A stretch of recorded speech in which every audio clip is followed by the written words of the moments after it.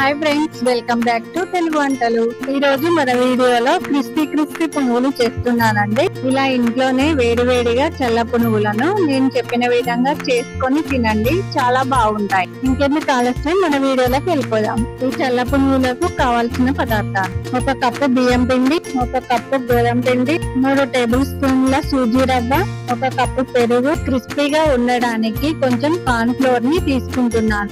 ఇప్పుడు ఒక బౌల్లోకి 1 కప్పు బియ్యం పిండిని, 1 కప్పు గోధుమ పిండిని, కొంచెం కార్న్ ఫ్లోర్ ని, 3 టేబుల్ స్పూన్ల రవ్వని, అలాగే 1 కప్పు పెరుగుని వేసి బాగా కలిసేలా చేతితో కలుపుకోవాలి.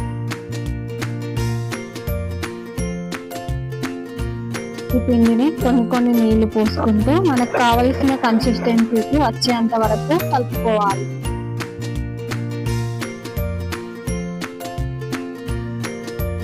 పిండిని ఒకే డైరెక్షన్ లో కలుపుకోవాలి, లేదంటే ఎయిర్ బబుల్స్ ఫామ్ అవుతాయి. దీనివల్ల పునుగులు సరిగ్గా రావు.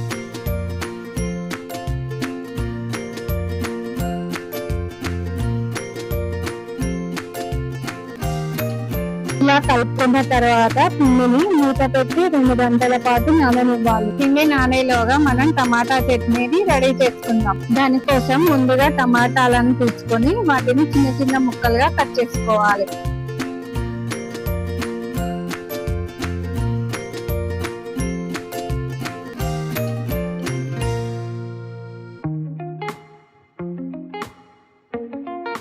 టమాటాలను కట్ చేసుకున్న తర్వాత 3 మిర్చీలను తీసుకొని చిన్నగా కట్ చేసుకోవాలి. అలాగే కొత్తిమీరను కూడా సన్నగా కట్ చేసుకోవాలి. ఇప్పుడు స్టవ్ వెలిగించి కడాయిలో 1 పావు నూనె పోయాలి. నూనె వేడైన తర్వాత మనం ముందుగా కట్ చేసుకున్న మిర్చీలను వేసి బాగా వేయించుకోవాలి.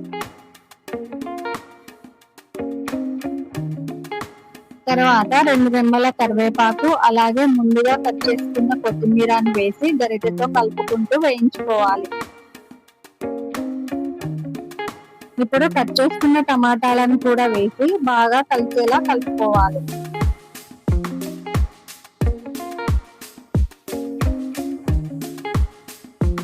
దీంట్లో 1 స్పూన్ ఉప్పుని, కొంచెం పసుపుని, అలాగే కొంచెం మెంతి పొడిని వేసి గరిటెతో కలిపి ఈ టమాటాలను మెత్తగా ఉడకనివ్వాలి.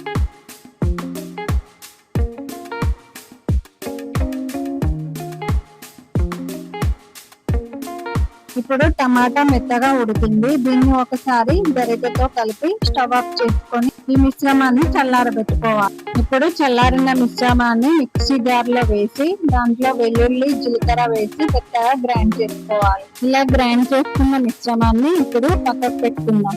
ఇప్పుడు స్టవ్ వెలిగించి కడాయిలో 1 పావు నూనె పోసుకోవాలి. నూనె వేడైన తర్వాత 3 ఎండుమిర్చీలని, 1 స్పూన్ ఆవాలని, అలాగే 1 రెమ్మ కరివేపాకుని వేసి గరిటెతో కలుపుకుంటూ వేయించుకోవాలి. ఇప్పుడు ఈ పోపు వేగింది, స్టవ్ ఆఫ్ చేసుకుందాం. ఇప్పుడు మనం ముందుగా గ్రైండ్ చేసుకున్న టమాటా మిశ్రమంలో ఈ పోపును వేసి బాగా కలుపుకోవాలి. ఇలా పోపు వేయకుండా ఈ చట్నీ బాగుంటుందండి. మీరు పోపు కావాలంటే వేసుకోవచ్చు, లేదంటే మీ ఇష్టం. ఈ విధంగా సింపుల్ గా మీరు కూడా టమాటా చట్నీ చేసుకోవచ్చు. 2 గంటల తర్వాత మూత తీసి చూస్తే మన పిండి నానింది. దీంట్లో కొంచెం జీలకర్రని, తర్వాత సన్నగా కట్ చేసుకున్న మిర్చీలని, అలాగే కట్ చేసుకున్న ఉల్లిపాయలని, సరిపడేంత ఉప్పును వేసి ఈ మిశ్రమాన్ని బాగా కలిసేలా కలుపుకోవాలి.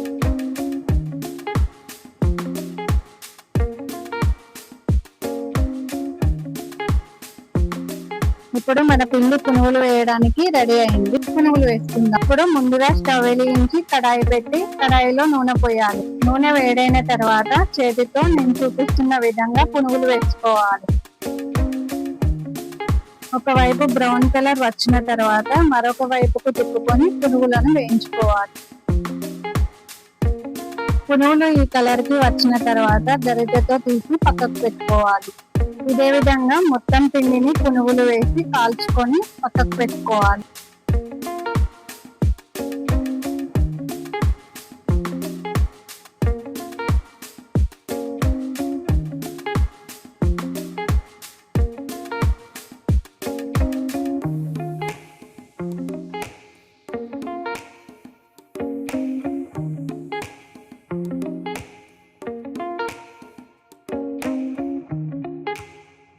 ఈ విధంగా మన క్రిస్పీ క్రిస్పీ పునుగులు టమాటా చట్నీ రెడీ అయ్యాయండి. ఇలా నేను చెప్పిన విధంగా పునుగులు టమాటా చట్నీని ట్రై చేసి చూడండి, చాలా బాగుంటాయి. అంతేనండి ఈ రోజుకి ఈ వీడియో. మా వీడియో మీకు నచ్చినట్లయితే లైక్ చేయండి, షేర్ చేయండి. అలాగే మరిన్ని కొత్త రెసిపీస్ కోసం మా యూట్యూబ్ ఛానల్ ని సబ్స్క్రైబ్ చేసుకోండి.